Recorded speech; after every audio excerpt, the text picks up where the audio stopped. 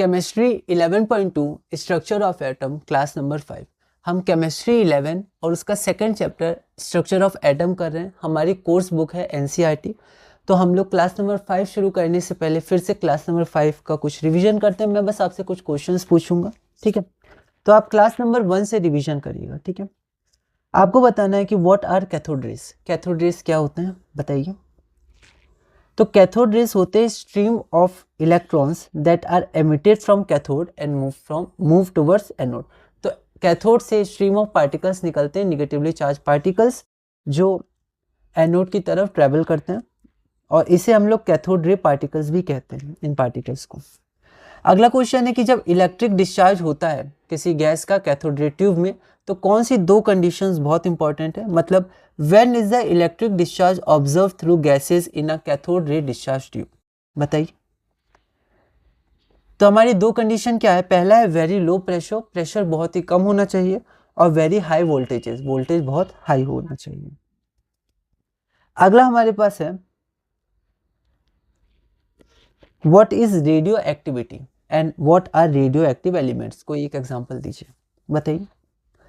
तो radio activity क्या होता है कि certain elements emit radiation on their own, उनसे रेडिएशन निकलती रहती है अपने आप, ठीक है। This phenomenon is known as radioactivity, इस फेनोमेनन को हम लोग रेडियो एक्टिविटी कहते हैं। And this elements are known as radioactive elements. तो जिन एलिमेंट से अपने आप रेडिएशंस निकलती रहती है ऑन देयर ओन, उनको हम लोग बोलते हैं रेडियो एक्टिव एलिमेंट्स, और इस प्रॉपर्टी या फेनोमेनन को बोलते हैं रेडियो एक्टिविटी। एग्जाम्पल के यूरेनियम हो गया, प्लूटोनियम हो गया, बहुत सारे एलिमेंट्स हैं, ठीक है। अगला हमारे पास क्वेश्चन है कि what were the observations in the alpha particle scattering experiment. Observation, conclusion और उससे क्या पोस्टुलेट्स या क्या हमारा दिया गया था न्यूक्लियर मॉडल में, ठीक है। तो आपको इस बार ऑब्जर्वेशंस बताने हैं, बताइए। पहला ऑब्जर्वेशन क्या था कि बहुत सारे अल्फा पार्टिकल्स पास कर जा रहे थे, ठीक है, विदाउट डिफ्लेक्शन।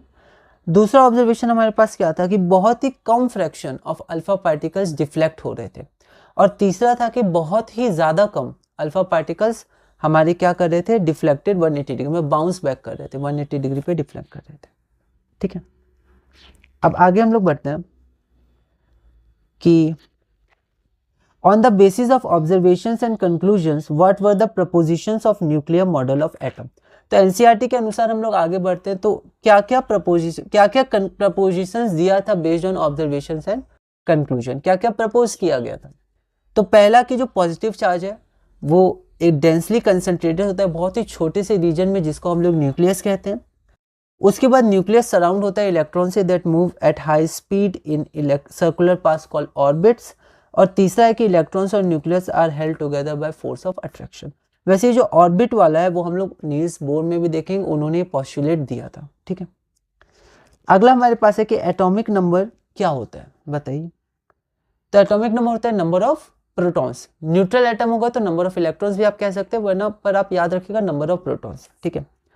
अगला हमारे पास है कि give an example of isobar, ठीक है। आइसोबार का एग्जांपल पूछा है, ठीक है। वैसे आइसोबार भी बता दीजिए क्या होता है। तो आइसोबार हमारे पास होता है कि same mass number but different atomic number. और एग्जांपल क्या हो गया, C14 और N, मतलब C और N दोनों का 14 होता है मास, C14 और N14, लेकिन उसका एटॉमिक नंबर अलग अलग होता है। तो आइसोबार होता है कि एटॉमिक नंबर डिफरेंट और मास नंबर सेम, ठीक है। उसके बाद the difference between the isotopes is due to the presence of. तो आइसोटोप के बीच में डिफरेंट किसके कारण होता है, डिफरेंस क्या अलग होता है उसमें। तो क्या होता है, न्यूट्रॉन्स अलग होता है, प्रोटॉन सेम रहता है, ठीक है। मास नंबर अलग होता है, तो प्रोटॉन सेम है तो बचा क्या, मास नंबर, न्यूट्रॉन्स, तो वो हमारा अलग होता है। अगला क्वेश्चन, कुछ क्वेश्चंस हमने देखे थे प्रोटॉन्स, न्यूट्रॉन्स और इलेक्ट्रॉन्स को निकालने के लिए, ठीक है। उसके बाद अगला क्वेश्चन है कि why Rutherford model can not explain the stability of an atom. पिछली क्लास में किया था, बताइए कि Rutherford model stability of atom को क्यों एक्सप्लेन नहीं कर पाता है। तो यहाँ पर एक प्रॉपर्टी है कि जब चार्ज पार्टिकल्स एक्सेलरेटेड होते हैं, एक्सेलरेशन करते हैं, तो फिर क्या होता है कि वो इलेक्ट्रोमैग्नेटिक रेडिएशन को एमिट करते हैं। तो जब वो एमिट करेंगे तो एनर्जी लॉस होगी, ठीक है, लूज करेगा इलेक्ट्रॉन, वो धीरे धीरे उसका ऑर्बिट श्रिंक करेगा और वो कोलैप्स कर जाएगा। तो एटम स्टेबल नहीं है, पर ऐसा होता नहीं है, एटम स्टेबल होता है, ठीक है। तो इसीलिए रदरफोर्ड मॉडल स्टेबिलिटी नहीं बता पा रहा था एटम का, ठीक है। उसके बाद कुछ और क्वेश्चन से जो हमने देखा था, उसके बाद आपको बताना है कि different regions of electromagnetic spectrum, अगर आप बता पाए तो एक बार आप कोशिश करिए, सीरियल वाइज आप बता सकते हैं, ठीक है। जैसे हमारे पास 8 रीजन है ना, जैसा बुक में दिया हुआ है। तो उसमें पहला है गामा रेज, फिर एक्स रेज, फिर यूवी रेज, फिर visible region, infrared, microwave, radio waves में एक एफएम है, एक एएम है, और उसके बाद एक हमारा लॉन्ग रेडियो वेव्स, ठीक है। तो अब हम लोग क्लास नंबर 7 शुरू करते हैं और पहला क्वेश्चन है give a relation between frequency and wavelength. बहुत ही इंपॉर्टेंट है। फ्रीक्वेंसी और वेवलेंथ कैरेक्टरिस्टिक होता है वेव का, उसके बीच में रिलेशन हम लोग देखते हैं। तो रिलेशन क्या होता है कि frequency times wavelength is equal to speed of light c, या कई बार हम लोग इसको रिप्रेजेंट करते हैं mu is equal to c by lambda, या फिर lambda is equal to c by mu. तो ये हमारा रिलेशन है ना। ये म्यू है, v जैसा हम लोग नहीं लिखेंगे, पर जनरली v से भी लिख सकते हैं, पर ध्यान रखिए वैसे v आपका वेलोसिटी होता है, ठीक है। तो हमारे पास 26 लेटर्स ही हैं और बहुत सारे फिजिकल क्वांटिटीज हैं, तो हमें थोड़ा ध्यान रखना है। तो हमारे पास 26 लेटर्स हैं इंग्लिश अल्फ़ाबेट के, और हम लोग ग्रीक अल्फ़ाबेट के लेटर्स भी यूज़ करते हैं। तो अगर कोई सिमिलर तो आपको ध्यान रखना है, ठीक है। अगला क्वेश्चन है what is wave number, what is its unit. तो वेव नंबर क्या होता है, तो wave number is defined as the number of wavelength per unit length, इसे हम वेव नंबर कहते हैं। और इसकी ऐसा यूनिट पर मीटर होती है, पर जनरली हम लोग इसको पर सेंटीमीटर में रिप्रेजेंट करते हैं। तो वेव नंबर भी इंपॉर्टेंट कॉन्सेप्ट है हमारा। हमारा अगला क्वेश्चन क्या है, the wavelength range of visible spectrum extends from. तो विजिबल स्पेक्ट्रम में पहले वॉयलेट आता है, वॉयलेट दिया है 400 नैनोमीटर, मतलब उसका वेवलेंथ दिया है 400 nanometre, from violet to red. और हमारे पास फिर क्या आता है रेड, इसके बीच में हमारे और भी कलर्स आते हैं। रेड का वेवलेंथ हमें दिया है 750 नैनोमीटर, ठीक है। Express these wavelengths in frequency, मतलब हर्ट्ज में रिप्रेजेंट करना है, और 1 नैनोमीटर होता है 10⁻⁹ मीटर। तो डायरेक्ट क्वेश्चन है, इसका हम लोग यूज करेंगे। Frequency is equal to c by lambda, तो इसकी फ्रीक्वेंसी देखेंगे तो सी कितना हो गया 3 × 10⁸ मीटर पर सेकेंड, और यहाँ पर हमारे पास लैम्डा की वैल्यू हो गई 400 × 10⁻⁹ मीटर। तो यहाँ पर c की वैल्यू रख दी, यहाँ पर हमने लैम्डा की वैल्यू रख दी 400 × 10⁻⁹ मीटर। बस इसको सॉल्व करेंगे तो वायलेट के लिए फ्रीक्वेंसी आ जाएगी। ठीक इसी तरह हम लोग रेड के लिए सॉल्व करेंगे तो रेड के लिए भी हमारी फ्रीक्वेंसी आ जाएगी। तो वायलेट के लिए आ जाएगी 7.50 × 10⁻14 पर सेकेंड, उसको हर्ट्स बोलते हैं, तो 10⁻14 हर्ट्स। और उसके बाद रेड के लिए आ जाएगी 4.00 × 10⁻14 हर्ट्स, ठीक है। अगला क्वेश्चन है calculate wave number and frequency of a yellow radiation of wavelength 5800 angstrom. तो हमें यूनिट का ध्यान रखना है। सेम क्वेश्चन है हमारे पास, लैम्डा की वैल्यू कितनी है वेवलेंथ की 5800 एंगस्ट्रॉम, मतलब 10⁻⁻10 मीटर, ठीक है। और हमें वेव नंबर निकालना है, तो वेव नंबर क्या होता है 1/λ, ठीक है। अगर डेफिनेशन भी हम लोग देखेंगे तो डेफिनेशन था per unit number of wavelength per unit length, ठीक है। तो यहाँ पर 1/λ आ जाएगा, ठीक है। और इसको बस हम लोग सॉल्व कर देंगे, इसको यहाँ पुट करेंगे तो वेव नंबर की आ जाएगा हमारा आंसर 1.724 × 10⁻6 पर मीटर। अब इसको सेंटीमीटर में चेंज करेंगे तो इंटू 100 नहीं करेंगे, है ना, क्योंकि ये मीटर नहीं है पर मीटर है, तो ये नीचे आएगा। तो नीचे, तो इसको हम लोग ध्यान रखेंगे, क्योंकि मीटर से सेंटीमीटर में इंटू 100 करते थे, पर जल्दबाजी में इंटू 100 नहीं कर देंगे, 10⁸ आंसर नहीं होगा। आपका 1/मीटर था, मीटर इनवर्स, तो अब यहाँ आप इंटू 100 करिएगा तो 100 सेंटीमीटर होगा। फिर ये ऊपर जाएगा तो 10⁻⁻2 होगा, तो 10⁴ पर सेंटीमीटर आ जाएगा, ठीक है। उसके बाद अगला था हमारा फ्रीक्वेंसी। तो फ्रीक्वेंसी के लिए फिर से हम लोग ये फॉर्मूला यूज़ करेंगे, c/λ। लैम्डा दिया है, c की वैल्यू ये है, और इसका आंसर आपका आ जाएगा 5.172 × 10⁻14 पर सेकेंड, ठीक है। अब आगे हम लोग देखते हैं कि आगे अब एक छोटा सा कॉन्सेप्ट है ब्लैक बॉडी रेडिएशन का, हम लोग बहुत ही ब्रीफ में इसे पढ़ेंगे। ये सब रिसर्च के टॉपिक आप जब डेप्थ में पढ़िएगा तो आपको इसको और अच्छे से पढ़ना होगा, ठीक है, जब आप ग्रेजुएशन से आगे जाइएगा। पर अभी हमें बहुत ही ब्रीफ में इसको पढ़ के आगे बढ़ना है। What is a black body? What is a black body radiation? Black body किसे कहते हैं, तो उसके पहले हम लोग देखते हैं When solids are heated, they emit radiation over a wide range of wavelength. इसका एक अच्छा एग्जांपल दिया है NCERT में, जब हम लोग आयरन को हीट करते हैं, तो ये आयरन एक सॉलिड है, तो सॉलिड को जब हम लोग हीट करते हैं तो रेडिएशन एमिट करता है, तो आयरन भी रेडिएशन एमिट करता है, ठीक है। तो उसका कलर से हम लोग जानते हैं, पहले वो रेड कलर का होता है, और ज़्यादा हीट करते हैं तो धीरे धीरे ब्लू कलर में चेंज होता है। रेड कलर उसकी फ्रीक्वेंसी बहुत कम होती है, हमने देखा था, फ्रीक्वेंसी बहुत कम होती है, वॉयलेट की बहुत ज़्यादा होती है। तो जैसे जैसे टेम्परेचर इंक्रीज करता है तो जो सॉलिड है हमारा वो लोअर फ्रीक्वेंसी से हायर फ्रीक्वेंसी के रेडिएशंस एमिट करता है, ठीक है। अब हम लोग क्वेश्चन देखते हैं, what is a black body, what is a black body या what is black body radiation. तो ब्लैक बॉडी एक आइडियल बॉडी होती है, ऐसी नेचर में होती नहीं, ऑब्जर्वेशन या एक्सपेरिमेंट्स में नहीं होती है, तो ये एक आइडियल बॉडी होती है, मानी गई है। तो एक ऐसी body which emits and absorbs radiations of all frequency, तो सॉलिड्स एमिट भी करते हैं और अब्जॉर्ब भी करते हैं। तो एक ऐसी बॉडी जो सारे रेडिएशंस को एमिट भी करती है और सारे रेडिएशंस को एब्जॉर्ब भी करती है, उसे हम लोग ब्लैक बॉडी कहते हैं, ठीक है। और उस बॉडी के द्वारा जो एमिट होता है रेडिएशन, ठीक है, उसे हम लोग ब्लैक बॉडी रेडिएशन कहते हैं। तो एक बार हम लोग लैंग्वेज देख लेते हैं। The ideal body which emits and absorb radiations of all frequencies, सारी फ्रीक्वेंसीज के रेडिएशन को एमिट भी कर सकती है और एब्जॉर्ब भी कर सकती है, उसे हम लोग ब्लैक बॉडी कहते हैं। एंड रेडिएशन एमिटेड, और जब वो रेडिएशन एमिट करती है वो आइडियल बॉडी, तो उसको ब्लैक बॉडी रेडिएशन कहते हैं। अगला है what is a quantum, what is the expression for energy of quantum of radiation. तो क्वांटम क्या होता है, इंपॉर्टेंट टर्म है, quantum mechanics, quantum theory, quantum model, है ना, ये सब मॉडर्न फिजिक्स का पार्ट है, जिसे हमें जब ग्रेजुएशन अगर आप करिएगा 12th के बाद फिजिक्स या स्पेशलाइज करिएगा या फिर आप और भी पढ़िएगा कुछ पार्ट, तो आपको क्वांटम पढ़ना है। क्वांटम केमिस्ट्री भी होता है, क्वांटम फिजिक्स, ये मॉडर्न फिजिक्स के पार्ट है, ठीक है। तो क्वांटम मॉडल ऑफ एटम अभी हम लोग इसी में देखेंगे, क्वांटम मॉडल, ठीक है, थोड़ा बहुत। तो व्हाट इज अ क्वांटम, तो quantum is the smallest quantity of energy that can be emitted और absorbed in the form of electromagnetic radiation, ठीक है। तो यहाँ पर जब मैक्स प्लैंक, जैसे एनसीईआरटी में देखिएगा, मैक्स प्लैंक ने जब ब्लैक बॉडी रेडिएशन का एक्सप्लेन किया था, तो उन्होंने माना था ये जो इलेक्ट्रोमैग्नेटिक रेडिएशन है, इनमें छोटे छोटे एनर्जी के पैकेट्स हम लोग बोल सकते हैं, ठीक है।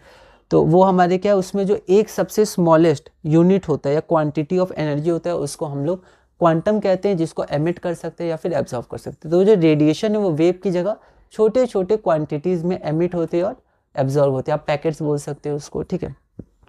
तो quantum is the smallest quantity of energy that can be emitted और absorb in the form of electromagnetic radiation, ठीक है।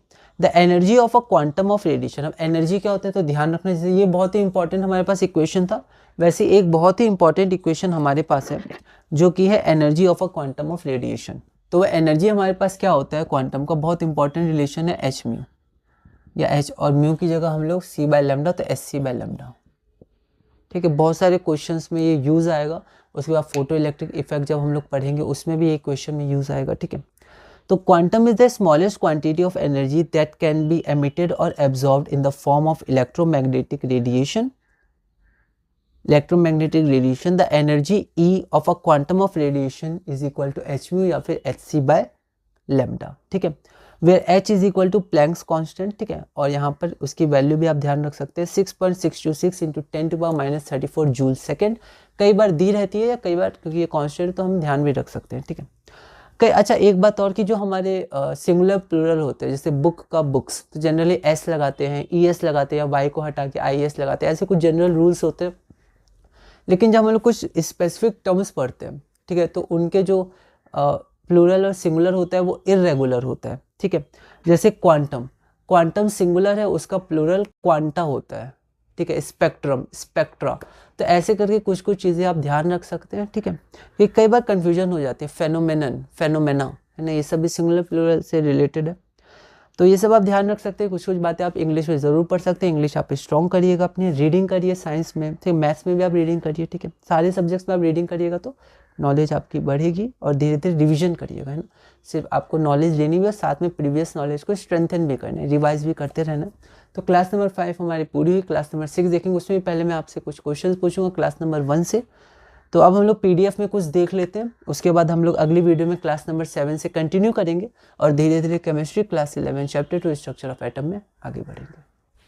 तो अब हम लोग क्लास नंबर 5 से कंटिन्यू करते हैं। क्वेश्चन नंबर 30 है, give a relation between frequency and wavelength. तो फ्रीक्वेंसी और वेवलेंथ में हमें रिलेशन बताना है। तो फ्रीक्वेंसी हमारा क्या होता है, सी बाय लैम्डा, या C is equal to mu lambda, जहाँ सी स्पीड ऑफ लाइट है। ये बहुत इंपॉर्टेंट रिलेशन है, डायरेक्ट क्वेश्चन भी आते हैं और आगे इनके एप्लीकेशंस भी आते हैं। तो ये हमारा हो गया। अगला है question number 31, what is wave number, what is its unit. तो वेव नंबर 1/λ होता है, डिफाइन करेंगे। तो wave number is defined as the number of wavelengths per unit length. The SI unit of wavelength होता है मीटर पर inverse, metre inverse, ठीक है। तो यहाँ पर वेव नंबर क्या है, लेंथ ही है ना।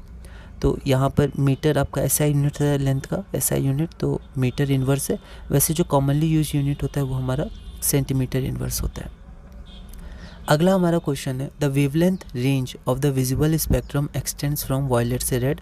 तो हमारा विजिबल स्पेक्ट्रम होता है, ठीक है। विजिबल स्पेक्ट्रम क्या है, तो जो हमारा इलेक्ट्रोमैग्नेटिक स्पेक्ट्रम है उसका एक रीजन है विजिबल रीजन। तो वायलेट 400 नैनोमीटर, तो 400 इंटू 10⁻⁹ मीटर। उसी तरह रेड है, इसको हमें फ्रीक्वेंसी में बदलना है, मतलब फ्रीक्वेंसी निकालना है इनका, ठीक है। एनसीईआरटी सॉल्व एग्जांपल है। डायरेक्ट फार्मूला अप्लाई करेंगे तो हमारा जो म्यू आ जाएगा वो हमारा आ जाएगा 7.50 इंटू 10⁻14 हर्ट्ज। ये किसके लिए, तो ये वॉयलेट के लिए है। और रेड के लिए हमारा कितना आ जाएगा 4.00 इन 10⁻14 हर्ट्ज। हर्ट्ज होता है पर सेकंड, क्योंकि मीटर कैंसिल हो गया, पर सेकंड में बचेगा। जो हर्ट्ज होता है हम कैंसिल करते नहीं है, तो ऐसे ही आप लिख सकते हो। अगला क्वेश्चन है calculate wave number and frequency of yellow radiation having wavelength 5800 angstrom. NCERT solve example है। एंगस्ट्रॉम, नैनोमीटर, पिकोमीटर, पीएम, इन सब का आपको ध्यान रखना है। कन्वर्जन मतलब इनका चेंज मीटर में, एसआई यूनिट में। तो वेव नंबर हमारा होता है 1/λ। तो 5800 एंगस्ट्रॉम मतलब 5800 इंटू 10⁻⁻10 मीटर। तो ये हमारा आंसर आ जाएगा 1.74 इंटू 10⁻6 पर मीटर। इसको पर सेंटीमीटर में करेंगे तो नीचे आएगा, तो ऊपर जाएगा तो 10⁻4 हो जाएगा। इसका हम ध्यान रखेंगे।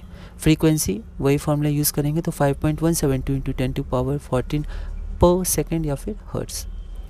तो नोट देखते हैं। When solid are heated they emit radiations over a wide range of wavelength, है ना। तो वो वेवलेंथ हम एमिट करते हैं जब वो हीट होते हैं। तो हमें ध्यान रखना है, एक एग्जाम मतलब ये ध्यान रख सकते हैं हम लोग, क्योंकि आगे ब्लैक बॉडी रेडिएशन, इसके बारे में थोड़ा सा बेसिक बस जानना है और ज़्यादा डिटेल में नहीं। और एक एग्जांपल दिया आयरन का हीटिंग का, वो आप अच्छे से पढ़ सकते हैं, तो बेसिक नॉलेज हमें हो जाएगी।